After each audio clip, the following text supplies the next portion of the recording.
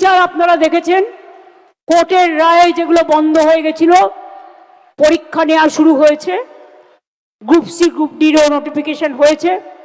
বাদবাকিও যেটা আছে আইনের বিশেষজ্ঞ যারা আছে তারা পরামর্শ নিচ্ছেন। আইনের জটিলতা কেটে গেলেই আমরা আইন অনুযায়ী চেষ্টা করব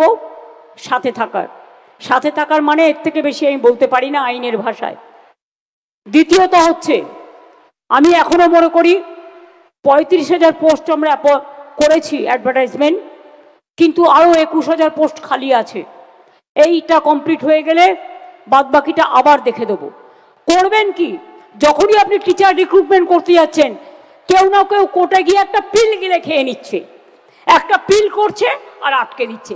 আরে ছেলে মেয়েদের চাকরির প্রয়োজন নেই, আমি তো দিতে চাই, তোমরা কোর্টে যাচ্ছ কেন? কোর্টে গিয়ে আটকাচ্ছ কেন? যাও ভোটে যাও, মানুষের কাছে যাও। চাকরি দেবে না, চাকরি খাবে, চাকরি করতেও দেবে না, আর বলবে বাংলা সহ্য করে না।